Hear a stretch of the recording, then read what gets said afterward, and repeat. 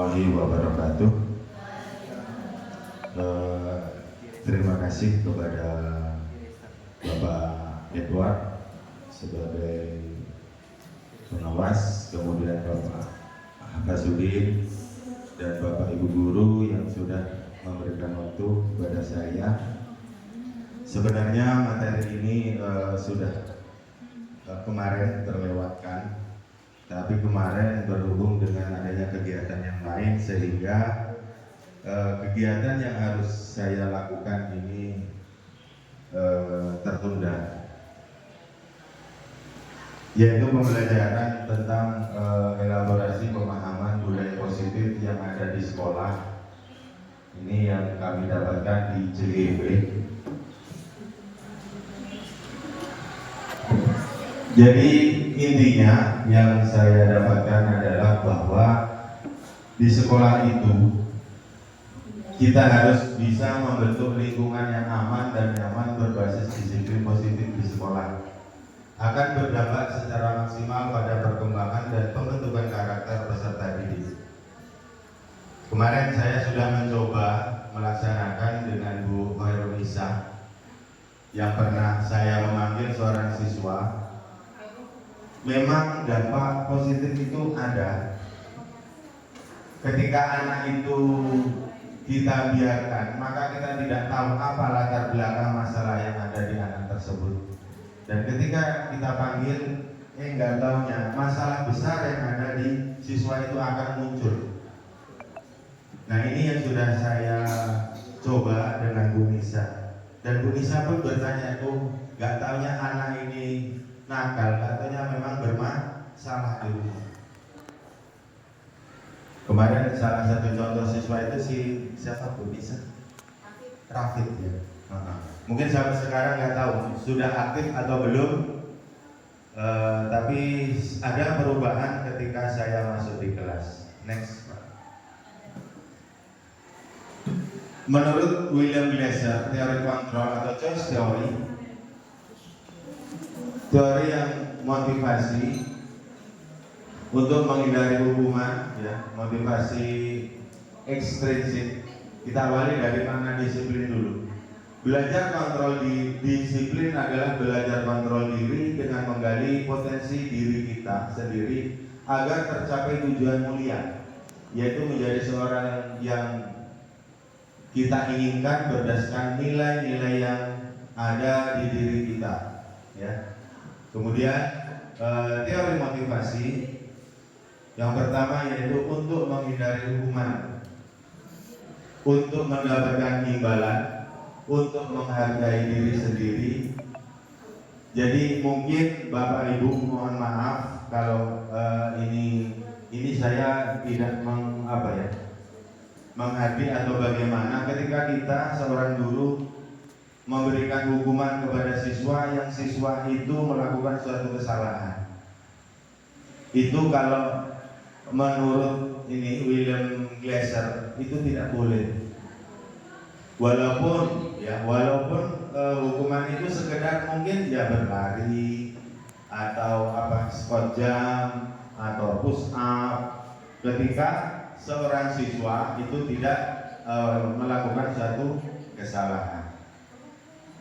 Kemudian posisi kontrol, ya, kita sebagai guru, kita ini sebagai penghukum, sebagai pembuat rasa bersalah, atau sebagai teman, atau sebagai pemantau, atau sebagai manajer, ya. Jadi kita bisa memposisikan diri. Kalau kita sebagai penghukum itu bagaimana? Ya, kita anak kita salah, kita hukum, itu sebagai penghukum itu. Tetapi ketika kita sebagai teman, maka suasana siswa kepada kita ini akan berbeda hasilnya. Kemudian selanjutnya 5 kebutuhan dasar manusia. Sadar atau tidak sadar, kita harus tahu posisi kita dan bisa mengetahui posisi anak didik kita. Satu, bertahan hidup atau survival. Bagaimana siswa itu bisa bertahan hidup? kemudian penguasaan atau kekuasaan, kemudian kasih sayang atau rasa diterima, kemudian ada kesenangan, dan kemudian ada kebebasan. Makanya ada siswa ini yang biasanya suka nyeletuk. Sampai sekarang pun saya masih merasakan. Contoh kelas berapa ini, ketika guru itu ngomong, dia ngomongnya lebih banyak, dan celetukannya ini menyakitkan telinga. Kalau kita keluarkan bahasa kebun binatang ya tidak pantas, tetapi ketika kita diamkan, jengkelnya luar biasa. Ini sama-sama kita alami. Tetapi bagaimana kita merubahnya? Ya kita pelan-pelan. Bagaimana kita tahu? Makanya kita harus tahu latar belakang bertahan hidup. Anak itu mungkin, anak ini sekolah tadi berangkat sangunya cuma, kalau siswa SMA aja sangunya 5.000, mungkin di sini ini kurang, karena 5.000 itu cuma cukup untuk membeli es. Sedangkan mereka ini sampai jam 1, 2 atau bahkan lebih di sekolah kita. Kemudian ada penguasaan atau kekuasaan. Siswa ini ada yang cirinya ini, di kelas itu pengennya dia yang menguasai, dia sok. Yang pernah kita alami ketika kita pernah mengeluarkan seorang siswa namanya Perry. Itu kan siswa yang berprinsip bahwa saya harus menguasai kelas ini, bahkan kalau bisa menguasai sekolah ini. Jadi, dan itu kalau kita bertahankan, maka siswa itu akan merusak lingkungan kita. Makanya yang kita upayakan untuk pindah dari sekolah kita. Kemudian yang ketiga, kasih sayang atau rasa diterima. Ada siswa yang merasa di kelas itu ada guru yang acuh dengan siswa tersebut. Apa akibatnya? Jadi siswa ini inilah yang biasanya suka nyeletuk nggak karuan, yang biasanya ocehannya ini nggak mengenakan di telinga tadi, ya. Karena apa? Satu, kurang rasa kasih sayang, mungkin di keluarga juga sudah broken home, ya, banyak masalah. Kemudian di lingkungan juga tidak baik. Dan kemudian yang keempat adalah kesenangan. Ada siswa ini yang punya ingin rasa senang sendiri. Biasanya kalau di kelas ada nyanyi-nyanyi, padahal sudah diingatkan, nah kalau di dalam kelas itu jangan nyanyi, tapi masih aja dilakukan. Secara tidak sadar itu karena apa? Bawaan bahwa dia ingin rasa kesenangan. Dan kesenangan itu juga kadang dilakukan dengan hal yang negatif. Mengambil pena kawannya, kadang padahal iseng, tetapi iseng-iseng ini berkelanjutan. Bahkan kadang ya punya temannya juga diambil dan tidak dikembalikan. Dan yang kelima, karena ada rasanya kebebasan. Kebebasan itu bagaimana? Kita kasih waktu 30 menit silakan bekerja, tetapi ada yang sampai akhir waktu siswa itu sama sekali tidak, nulis pun tidak. Memang saya alami juga. Bapak Ibu mungkin juga sudah pernah merasa. Makanya yang Bu Wayan tadi pernah ngomong kemarin adalah pasan. Wong sudah dibimbing aja, anak ini tidak melaksanakan. Tetapi inilah tugas kita. Next. Jadi disiplin positif dan nilai-nilai kebajikan universal, teori motivasi, hukuman dan penghargaan, restitusi, keyakinan kelas, kebutuhan dasar manusia dan dunia berkualitas, restitusi atau 5 posisi kontrol tadi, dan segitiga restitusi. Yang pernah saya lakukan kemarin ini ada namanya segitiga restitusi. Apa itu segitiga restitusi? Segitiga restitusi ini bagaimana kita memanggil seorang siswa, apa masalahnya, dan masalah itu siswa sendiri yang membuat solusi. Jadi kenapa? Jangan upayakan kita yang memberikan solusi, tapi bagaimana siswa itu berpikir supaya masalah dia ini teratasi oleh mereka. Tetapi kita sebagai apa? Ya sebagai sarana saja seorang guru. Next. Lanjut Pak. Miskonsepsi, penerapan budaya positif berarti tidak ada aturan atau konsekuensi. Penjelasan, dalam hidup bermasyarakat selalu ada tatanan atau aturan dengan konsekuensi dari setiap tindakan yang dilakukan oleh anggota masyarakat. Oke. Kemudian ini saya kembali lagi yang tadi, kita di kelas, Bapak Ibu sebagai wali kelas sudah melaksanakan ada namanya keyakinan kelas atau tata tertib kelas. Sekarang ini tata tertib kelas itu bukan ditulis satu semester, tetapi setiap masuk kita harus ada keyakinan kelas. Keyakinan kelas ini dilakukan setelah kita berdoa. Contoh ini, keyakinan kelas ini kan tidak sama. Mungkin terus keyakinan kelas ini dicetuskan oleh siapa? Oleh siswa itu sendiri. Jadi kita tanya, apa keyakinan kelas kita hari ini? Ini pernah saya baru sekali terus terang saya lakukan di kelas 11.1 kalau tidak salah. Di situ apa enak kita buat keyakinan kelas dulu sebelum kita mulai pelajaran. Tidak boleh makan Pak, tulis saja di papan tulis. Kemudian apa lagi? Tidak boleh izin sebelum pelajaran selesai. Dan yang ditulis apa? Dari anak itu. Jadi kenapa kok dari anak? Biar konsekuensi anak, ya.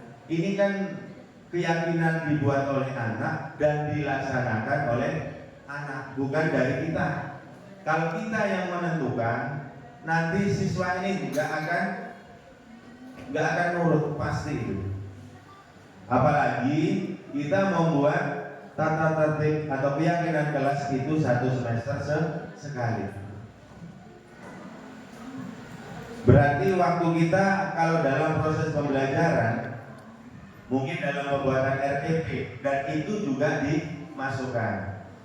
Mungkin Bapak Ibu yang sudah upload atau sudah membuat RTP modul ajar, ini hal baru yang memang saya dapatkan bahwa keyakinan kelas ini harus dimasukkan ke modul ajar. Lanjut. Nah ini, semua masalah yang berkaitan dengan budaya positif diselesaikan dengan restitusi. Makanya segitiga restitusi itu apa? Yaitu merupakan salah satu pendekatan disiplin positif untuk menyelesaikan permasalahan siswa terkait pelanggaran aturan. Pendekatan ini menekankan pada dialog, tanggung jawab, dan pemulihan alih-alih hukuman. Tetapi menurut saya, apakah semua masalah itu bisa diselesaikan dengan segitiga restitusi? Menurut Bapak Ibu, semua bisa nggak diatasi? Tidak bisa. Kalau anak SD, karena saya juga ngomong dengan PP, Pak, apakah semua itu bisa? Ya bisa. Kalau menurut saya nggak bisa. Kalau anak SD mungkin bisa, cuma kalau anak SMA ini rata-rata yang dilakukan sudah ke arah yang negatif. Contoh mencuri, ya. Kemudian yang pernah kita alami, siswa tersebut diam-diam menjual rokok yang sudah kita keluarkan anaknya. Sekali dua kali dipanggil, bahkan orang tuanya dipanggil tidak selesai, ya kita selesaikan. Akhir out. Apakah itu boleh? Seharusnya tidak boleh. Itu seharusnya. Kenapa? Ketika ini yang ada pakar yang mengatakan bahwa kalau sekolah itu sudah berani mengeluarkan siswa, katanya sekolah itu berarti belum belum bagus lah intinya. Tapi menurut saya biarlah itu teori mereka. Cuman kalau kita ikuti semua itu, ya kita tidak akan berjalan dengan baik. Kenapa? Semua itu dikembalikan ke sekolah kita. Next.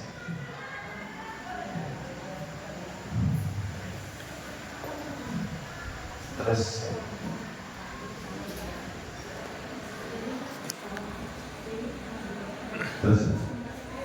nah, apakah makna disiplin? Berasal dari bahasa Latin disiplina yang berarti belajar. Jadi makna asal dari kata ini berkonotasi dengan disiplin diri dari murid-murid Sokrates dan Plato. Disiplin diri membuat orang menggali potensinya menuju sebuah tujuan, apa yang dia hargai. Namun dalam budaya kita, makna kata disiplin telah berubah menjadi sesuatu yang dilakukan seseorang pada orang lain untuk mendapatkan kepatuhan. Kecenderungan umum adalah menghubungkan kata disiplin dengan ketidaknyamanan, bukan dengan apa yang kita hargai atau pencapaian suatu tujuan mulia. Mungkin ini saya merasa bahwa apa ya, disiplin itu ketika kita mengerjakan sesuatu tidak tepat waktu, itu kan menurut kita. Padahal konotasi disiplin dari bahasa Latin, disiplin itu adalah belajar. Next. Nilai-nilai kebajikan universal. Nilai-nilai kebajikan adalah sifat-sifat positif manusia yang merupakan tujuan mulia yang ingin dicapai setiap individu. Nilai-nilai tersebut bersifat universal atau umum dan lintas bahasa, suku, bangsa, agama maupun latar belakang. Makanya tadi ada kebebasan tadi yang di awal. Nah, ini mengarahnya ke sana. Next. Nilai-nilai kebajikan universal setiap perilaku atau perbuatan memiliki suatu tujuan. Ini kalau mungkin Bapak Ibu bisa buka di William Glasser pada teori kontrol tahun 1984. Next. Nah, ini menurut Diane Gosen tahun 98, dengan mengaitkan nilai-nilai kebajikan yang diyakini seseorang, maka motivasi intrinsiknya akan terbangun sehingga menggerakkan motivasi dalam untuk dapat mencapai tujuan mulia yang diinginkan. Lanjut. Nilai-nilai kebajikan universal, nilai-nilai kebajikan yang ingin dicapai oleh setiap anak Indonesia kita kenal dengan profil pelajar Pancasila. Yang pertama apa? Beriman, bertakwa kepada Tuhan Yang Maha Esa dan berakhlak mulia. Kemudian mandiri, bernalar kritis, berkebinekaan global, bergotong royong dan kreatif. Next.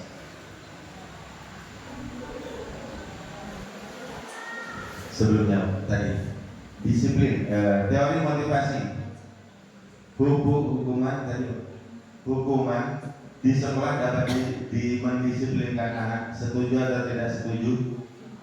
Menurut Bapak Ibu, hukuman di sekolah dapat mendisiplinkan anak. Dengan hukuman apakah bisa mendisiplinkan? Bisa. Bisa atau tidak? Bisa iya, bisa tidak. Ya, pemberian hukuman dengan hal positif seperti membaca atau membersihkan halaman sekolah dapat meningkatkan disiplin anak. Setuju? Nah, ini kan hukuman apa ya? Hal positif. Kemudian jika memberi penghargaan dapat meningkatkan motivasi belajar anak.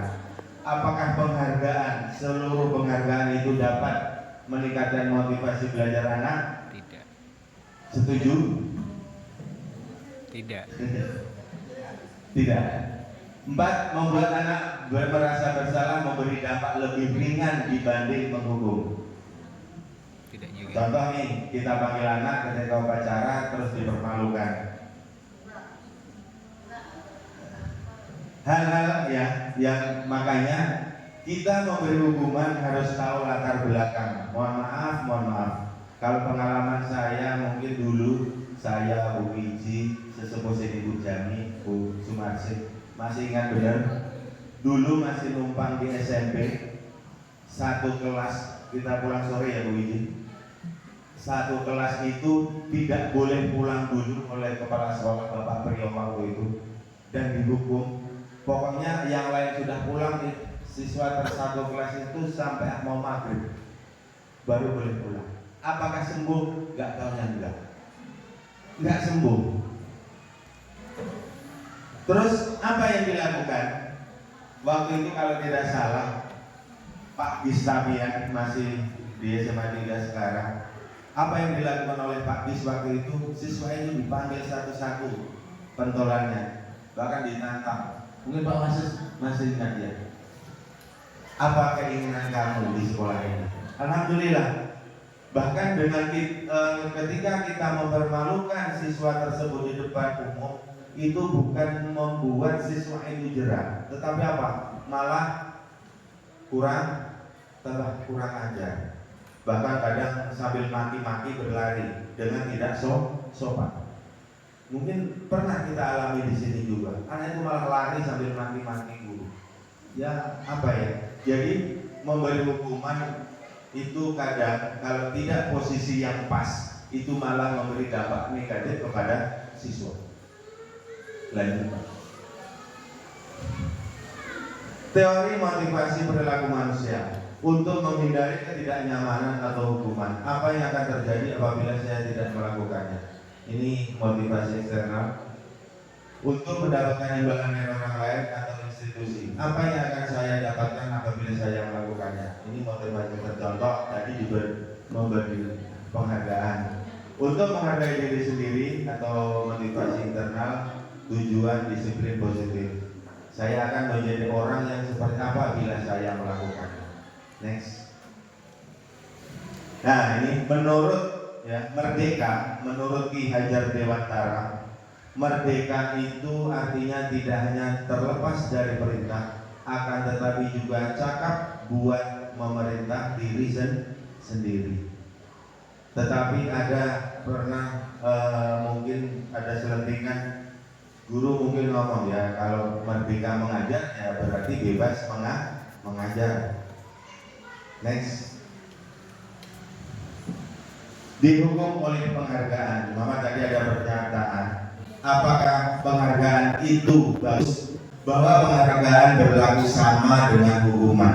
Intinya tidak semua penghargaan itu bagus untuk siswa. Dalam arti meminta atau membujuk seseorang melakukan suatu untuk memenuhi suatu tujuan tertentu dari orang yang meminta atau membujuk. Dorongannya eksternal dan akan ada faktor ketergantungan. Beberapa dampak dari pemberi penghargaan. Ini menurut Alfikon tahun 1993. Next. Dihukum oleh penghargaan. Pengaruh jangka pendek dan jangka menengah ya. Penghargaan itu merusak hubungan. Penghargaan itu menurunkan kualitas. Bahwa penghargaan itu mematikan kreativitas dan penghargaan mengurangi motivasi intrinsik. Udahlah, saya ini sudah juara 1, pasti nanti saya dapat hadiah. Karena apa? Itu sudah bisa menilai dari lingkungannya. Kalau di kelas ini yang paling pintar itu cuma saya, pasti saya jadi juara 1. Mereka ini sudah berpikir. Jadi apa? Itulah yang mematikan motivasi tadi. Next. Bentuk program kebajikan atau apresiasi. Dalam memberikan apresiasi atau pengakuan perlu diingat beberapa hal. Beri pengakuan secara khusus pribadi, semua murid atau pergantian. Beri pengakuan secara konsisten dan fokus pada proses. Ini gini, ketika siswa melakukan suatu kebaikan di kelas, mungkin jawabnya benar, kita sudah lakukan kok itu. Ya, kamu hebat sekali. Ya, bagus. Sebenarnya kita ini sudah melaksanakan, tetapi kita tidak sadari. Bahkan ketika di praktek mungkin yang saya alami, loh ini kegiatan loh sudah dialami oleh Bapak Ibu semua, tetapi kita tidak tahu apa sih teorinya, kan seperti itu. Next. Contoh pengakuan atau apresiasi kebajikan. Pembuka kemarin saya perhatikan. Jadi nilai kebajikannya, rasa nikmatimu besar sekali. Ini memang perlu waktu untuk belajar. Lanjut. Next. Nah ini. Hukuman atau konsekuensi. Mencatat 100 kali di dalam buku kalimat, saya tidak akan terlambat lagi karena terlambat ke sekolah. Nah inilah contoh, ini pernah kita alami. Jadi ketika anak ini terlambat suruh menulis banyak benar. Mungkin 1 lembar, 2 lembar, itulah namanya hukuman.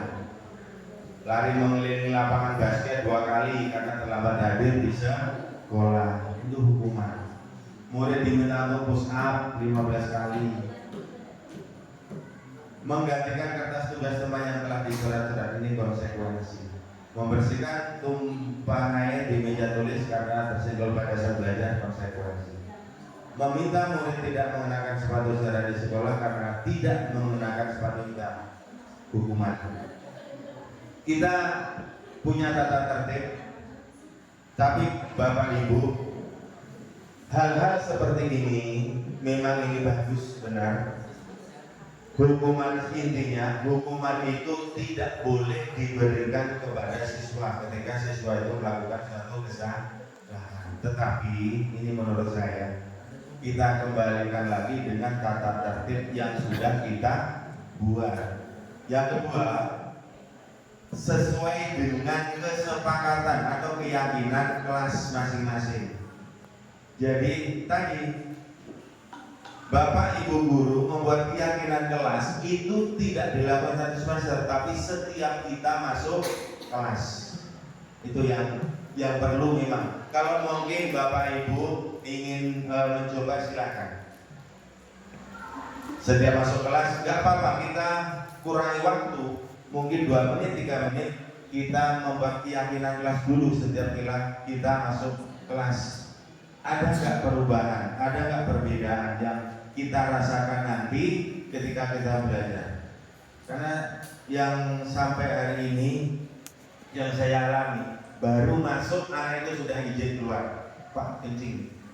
Padahal dari tadi lo ngapain? Itu kan apa ya?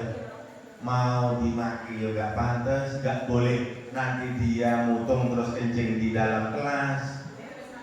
Nah, alasannya itu udah nggak tahan Pak, sudah dipucuk katanya. Nah ini, next. Identitas gagal atau hukuman, sesuatu yang menyakitkan harus terjadi, konsekuensinya sesuatu harus terjadi. Restitusi merupakan pilihan. Udah next. Next lanjut Pak. Nanti apa itu restitusi? Nah ini. Restitusi atau ganti kerugian atau pembayaran kembali, penyerahan bagian pembayaran yang masih tersisa, atau dokumen penyesuaian spontan kepala bayi dengan badannya sesudah kepala keluar dari rahim. Ini arti kalau menurut kamus. Tetapi inti restitusi tadi, restitusi itu bagaimana kita menggali masalah siswa dan menggali bagaimana siswa itu memecahkan masalah sendiri. Siapa sarananya? Kita sebagai guru. Next. Nah ini, restitusi adalah proses menciptakan kondisi bagi murid untuk memperbaiki kesalahan mereka, sehingga mereka dapat kembali ke kelompok mereka dengan karakter yang lebih kuat. Mungkin karena ada bahasa di CGP ini ada satu bahasa yang saya kurang pas. Satu, menghamba kepada siswa, padahal ini bukan menghamba, kita Bapak menuntun. Kalau mungkin Bapak Ibu pernah mendengar. Kemudian ada satu kalimat lagi, melakukan kesalahan itu tidak apa-apa. Nah, itu ada satu kalimat seperti itu. Mungkin pernah mendengar atau belum Bapak Ibu, tapi saya sudah mendengar Bapak. Tetapi hal itu kurang pas untuk kita. Bapak menganggap suatu kesalahan itu tidak apa-apa. Next Pak. 9 ciri-ciri restitusi. Belajar dari kesalahan, bukan menebus kesalahan. Memperbaiki hubungan. Yang ketiga menawarkan atau bukan memaksa. Mungkin yang Bapak Ibu guru yang PPG nanti akan dapat materi ini yang baru. Kemudian restitusi ini adalah cara terbaik yang dilakukan untuk melihat ke dalam diri. Intinya gini, setiap kita ada masalah, kalau kita mau flashback maka masalah itu akan ketemu. Ya, mencari kebutuhan dasar yang mendasari tindakan. Kemudian berfokus pada karakter bukan tindakan, berfokus pada solusi, mengembalikan murid yang berbuat pada salah pada kelompoknya. Intinya ini, menggali latar belakang masalah anak itu. Apa saja sih masalahnya? Dan anak itu bisa nggak keluar atau mencari jalan keluar sendiri. Tapi kita bimbing bagaimana caranya. Intinya apa? Untuk memotivasi siswa itu berpikir, oh kalau ada masalah ini loh jalan keluar. Tetapi bukan kita yang memberikan solusi. Solusi itu ada pada diri siswa. Next. Mengapa tidak peraturan saja? Nah ini tadi yang saya maksud, keyakinan kelas. Mengapa harus keyakinan kelas? Mengapa kita memiliki peraturan harus menggunakan helm bila mengendarai kendaraan roda 2? Ini contoh.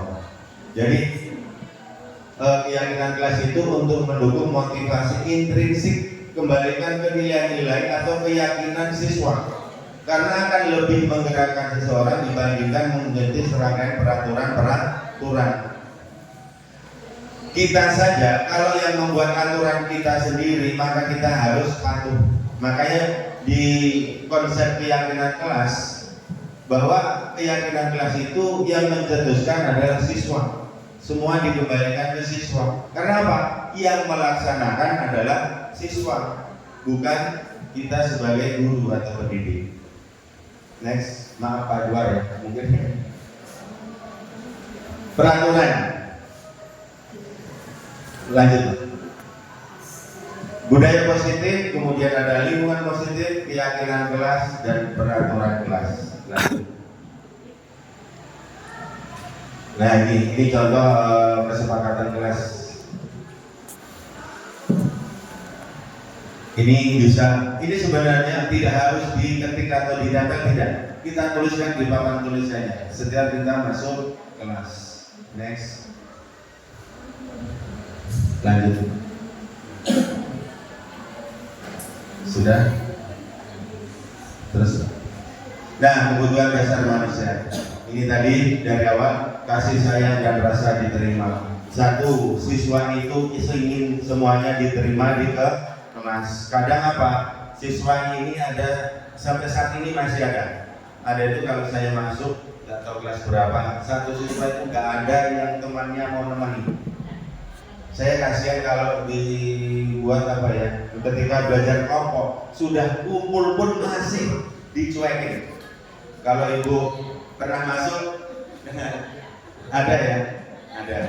Iya, saya berapa kali kok anak ini kenapa lah, pasti duduk sendiri. Saya suruh kumpul dengan kawan lainnya untuk bikin kelompok, kumpul dia, cuma tidak diajak ngomong, dibiarkan saja. Alangkah ini. Itulah yang membuat apa? Nah itulah tanggung jawab kita, bagaimana dia ini merasa diterima di kelasnya. Dan sarananya siapa? Kita. Bagaimana supaya anak itu merasa diterima? Ya, penguasaan. Ya, penguasaan itu apa ya? Merasa ingin menguasai kelas. Tadi kebebasan, ya bebas. Kadang ada anak itu yang sukanya kayak Adit itu, inginnya kan bebas sifatnya. Pokoknya di dalam kelas nyanyi, di luar kelas nyanyi, itu kan ingin kebebasan. Tetapi kalau kita arahkan semua, tapi bersama-sama. Kalau 1-2 guru, insya Allah nggak akan berhasil. Tetapi kalau semua guru, insya Allah akan berhasil. Ini saya contoh satu siswa kelas 12 itu sampai saat ini tidak mau memasukkan baju. Nggak tahu Bapak Ibu kalau masuk. Sudah saya panggil, saya tanya, sebenarnya sepele sih masalah, cuman masih belum memasukkan baju. Bu Nisa hafal gitu kan anaknya itu. Sudah walek, jadinya jadi biarkan. Bukan, ada kelas 12. Kemudian kesenangan, ya memang siswa itu ingin senang. Kalau belajar pokoknya seenaknya aja, semaunya, yang penting dia senang. Kemudian bertahan hidup. Bagaimana siswa itu bisa bertahan hidup? Dan kita harus tahu semua 5 hal ini yang harus kita kuasai kepada siswa. Inilah PR kita. Next. Perilaku siswa memukul teman yang menghinanya, kekuasaan atau power. Kebutuhan yang berusaha dipenuhi ya kekuasaan atau power tadi. Pertanyaan pada siswa, apakah ada cara untuk memenuhi kebutuhan kekuasaan tanpa melakukan kekerasan? Alhamdulillah kita sudah berkurang. Yang dulu setiap siswa itu kita gelut, Pak Memet sekarang sudah agak ringan. Kalau dulu terus sekarang sudah alhamdulillah berkurang. Berkat siapa itu? Berkat kita semua. Kalau kita jalan sendiri-sendiri ya tidak akan berhasil. Tetapi semua kita lakukan, kita melakukan hal baik, hal positif, maka ada perubahan kepada siswa kita. Next. Lanjut. Nah ini perilaku menjatuhkan teman saat teman sedang berjalan di lorong sekolah. Senang. Dia itu senang kalau melihat kawannya susah. Nah itu ada. Itu kalau si Sangkut sama Adit saling ingat cuma siswa itu. Jadi ini si Sangkut ini senang kalau Adit itu kalau Adit itu marah, itu Sangkut senang. Nah iya, bahkan itu hal negatif, mungkin kekerasan, cuman mereka anggap sudah biasa. Tapi ya itu sudah lumrah mungkin menurut dia. Teman, makanya kita harus tahu karakter mereka. Next. Lanjut. Mungkin langsung ke kalau kita mau belajar masih banyak hal, tapi yang intinya gini. Satu hal yang harus kita perhatikan bahwa kita harus tahu ketika siswa itu bermasalah, intinya jangan kita menjudge bahwa siswa itu nakal atau bagaimana. Intinya apa? Kita bersama-sama menuntun mereka. Yang pertama, mohon maaf, benar. Jangan semua masalah di kelas itu langsung ke BP kalau bisa. Biarlah BP itu ujung tombaknya aja. Ya jadi yang utama siapa? Guru yang mengajar. Memang awal itu memang kenapa seperti ini? Ini kalau saya perhatikan yang kurikulum saat ini, bahwa setiap guru itu yang intinya harus tahu permasalahan setiap siswa. Apa yang harus kita lakukan? Mari kita pikir bersama.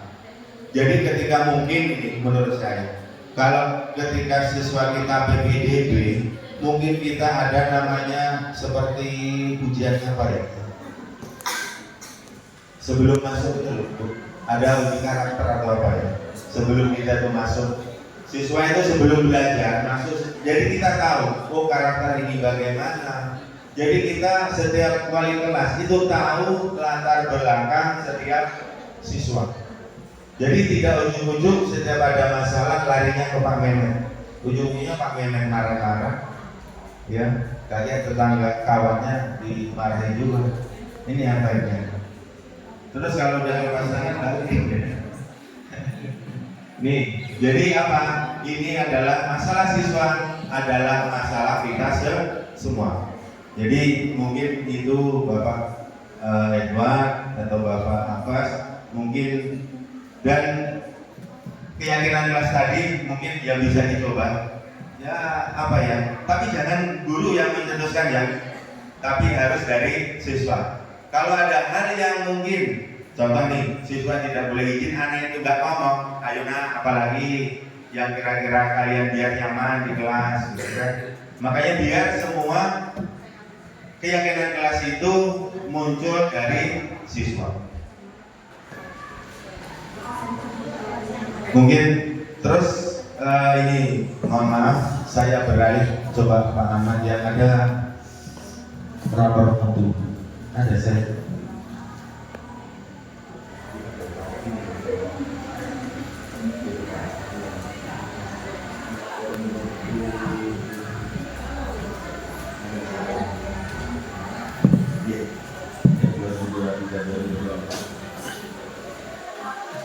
Nah, ya,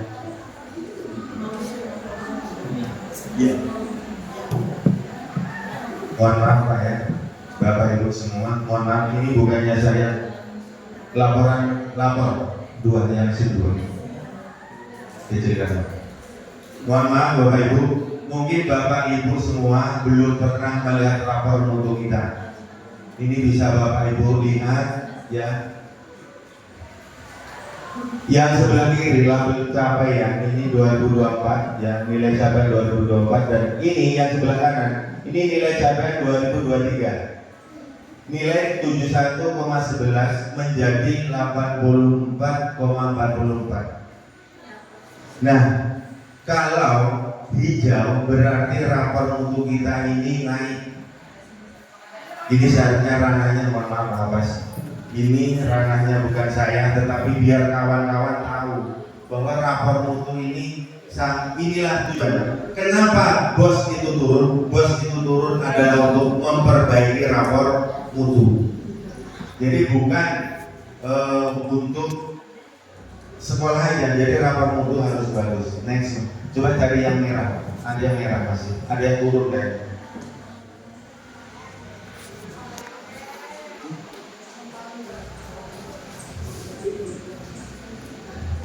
Nah ini ada turun, belajar tentang pembelajaran. Bapak Ibu bisa lihat nilai kompetensi dari Kepala Satuan Pendidikan dan apa ya, terkait aktivitas belajar yang terdapat meningkatkan pengetahuan dan keterampilan mengajar. Nah ini turun dari 58 menjadi 57. Ini adalah pemahaman kita mengenai apa, pembelajaran. Mungkin kita ini belum aktif dalam apa ya, metode pembelajaran. Mungkin itu yang harus kita tingkatkan. Itu malah turun. Kemudian penerapan praktek inovatif. Nah ini turunnya lumayan drastis dari 68 turun menjadi 65. Turun. Next. Nah ini.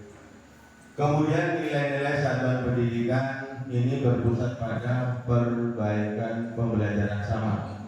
Asesmen nasional 2023 ini hasil dari. Jadi turun. Lanjut Pak. Kayak satu lagi. Nah ini yang sangat besar sekali turunnya. Asesmen nasional 2023 tentang apa? Minuman keras dan narkoba. Jadi ini apa? Ketika siswa itu menjawab tentang narkoba atau minuman keras, apa solusinya kira-kira? Yang kegiatan apa kira-kira yang harus kita laksanakan? Anak ini ketika menjawab itu enggak apa ya, nilainya sangat rendah. Jadinya hasilnya turunnya besar sekali. Nah, terus next sudah kayaknya. Jadi ini Bu, Bapak Ibu, tapi alhamdulillah secara semua keseluruhan nilai kita masih baik dan meningkat. Terima kasih, mungkin itu Bapak Ibu. Ini PR kita untuk ke depan, ya. Terima kasih semuanya waktu yang sudah diberikan. Mungkin ada tambahan dari Bapak Edward. Kami persilakan, dan dari saya akhiri. Wabillahi taufiq wal hidayah. Assalamualaikum warahmatullahi wabarakatuh.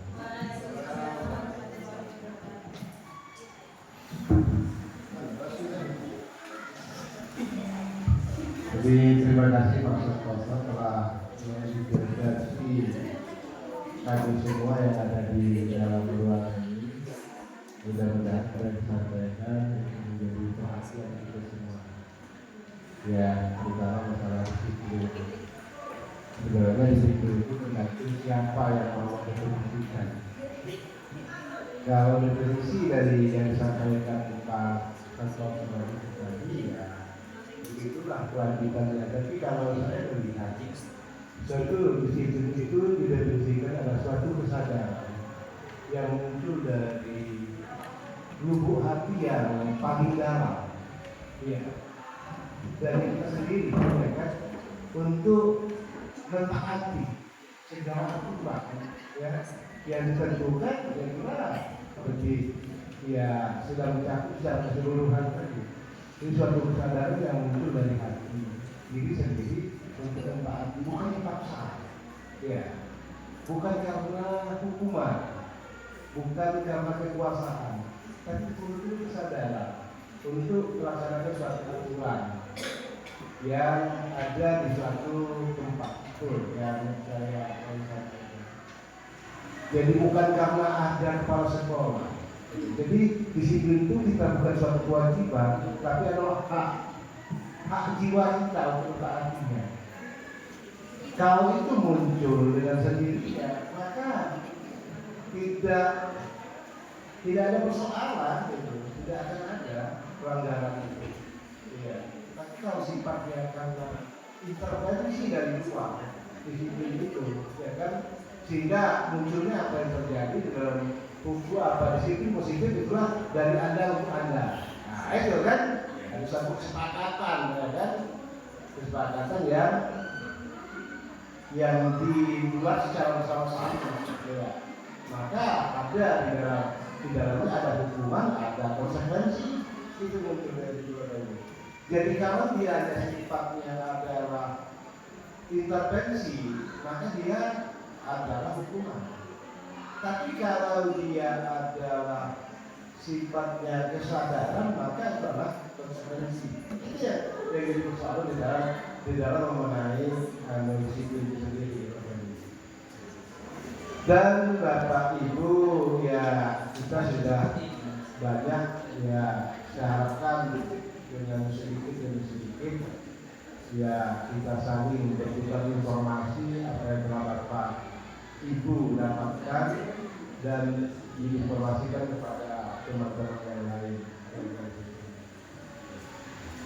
teman-teman yang ada di luar negeri. Dan harapannya di setiap satu momen ya ada yang mau bercerita ya tentang pengalaman terbaiknya di dalam pengelolaan peningkatan kualitas pembelajaran, ya kan? Jadi muaranya Bapak Ibu, perubahan kurikulum, penerapan disiplin positif, ya kan? Mengubah visi misi adalah muaranya adalah pada ada peningkatan kualitas pembelajaran, tidak ada yang lain. Dan masalah rapat pendidikan, sebenarnya rapat pendidikan ini banyak gunanya Bapak Ibu. Jangan hanya pada operator saja. Jadi kita buka akses ini adalah terbuka untuk umum. Tidak apa-apa ini sudah dapat kita share ke grup sekolah, guru yang ada di sini, sehingga masing-masing tahu orang pendidikan kita yang turun mana, yang menaik mana, di mana masih kelemahannya, kira-kira gitu. Gini, jadi sama dengan rapat sekolah sebenarnya rapat pendidikan itu. Gunanya apa? Untuk informasi kepada guru, informasi kepada anak, informasi kepada orang tua, informasi kepada pemerintah. Itu sebenarnya. Jadi kalau masing-masing informasi itu, sehingga Bapak Ibu ya, kalau bagi siswa itu sendiri, ada bagi guru, kayak ini masih kelemahannya di sini, ya kan? Untuk sekolah, misalnya ternyata yang masih warna merah ini adalah pada tema ini, berarti harus dilakukan tindakan yang dilakukan oleh sekolah ini, ya kan? Seperti itu. Guru punya hak juga penurunan dalam peningkatan kualitas belajar ini. Ternyata saya yang kurang di dalam media memperbaikinya. Apakah karena medianya yang salah? Apakah karena sumber belajarnya yang salah? Apa karena materinya yang salah? Apa metode yang salah? Apa model pembelajarannya yang salah? Apa pada asesmennya yang salah? Itu yang masih dari situ Bapak Ibu. Jadi masing-masing kita yang ada di sekolah ini tidak hanya operator yang itu menganalisa ini. Ya, kalau bendahara dan operator itu tadi gunanya untuk penyusunan penganggaran apa-apa yang harus dikenai. Dan sebenarnya Bapak Ibu pada rapor pendidikan ini, kelemahan-kelemahan yang terjadi di sekolah ini, dia sudah ada intervensi untuk membenahinya. Ini dulu yang harus kamu lakukan di sekolah ini. Sumber untuk melakukan itu, untuk kamu belajar ini dibuatnya link pada rapor pendidikan. Jadi tidak ada lagi. Kalau Bapak Ibu misalnya di sini adalah masalah pembelajaran, nanti ada revisi masalah pembelajaran di dalam penerapan kurikulum sudah diberikan ya kalau pendidikan, tinggal Bapak Ibu belajar membuka. Jadi ada apa rapor pendidikan ini tolong nanti disosialisasikan seluruh keluarga yang ada di sekolah ini, dia sudah tahu juga yang menjadi fokus dan sebagainya. Saya kira itu saja tambahan dari saya. Ada yang lain dan bersilakan.